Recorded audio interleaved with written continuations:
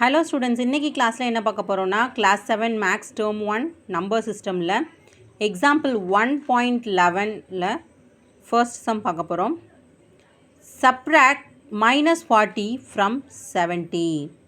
So இப்போ என்ன கொடுத்துருக்காங்கன்னா ஃப்ரம்னா இருந்து அப்படின்னு மீனிங். ஸோ அப்போ 70லிருந்து 70லிருந்து -40 நம்ம என்ன பண்ணோம், சப்ராக்ட் பண்ணணும். ஸோ அப்போ இதை எப்படி எடுத்து எழுதிக்கிறோன்னா 7 - -40.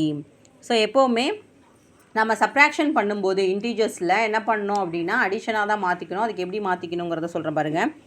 70 + 40யோட -40யோட அடிட்டிவ் இன்வர்ஸ் ஆஃப் -40.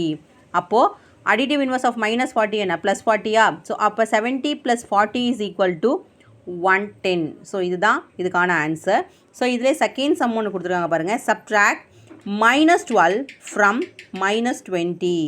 ஸோ இப்போ இதில் என்ன பண்ண போகிறோம் அப்படின்னா -20லிருந்து -12 சப்ராக்ட் பண்ண போகிறோம். ஸோ -20 எழுதிடுறோம். ஸோ ப்ளஸ் ஆக்கிட்டு so additive inverse of -12. So அப்போ -20 ப்ளஸ் -12ஓட அடிட்டிவ் இன்வர்ஸ் என்ன, +12. ஸோ அப்போது இது ஒரு நெகட்டிவ் இன்டீஜர், இது ஒரு பாசிட்டிவ் இன்டீஜர். இப்போ என்ன பண்ண போகிறோம், பெரிய நம்பர்லேருந்து சின்ன நம்பரை மைனஸ் பண்ணிட்டு பெரிய நம்பருக்குள்ளே சைன் போடணும்.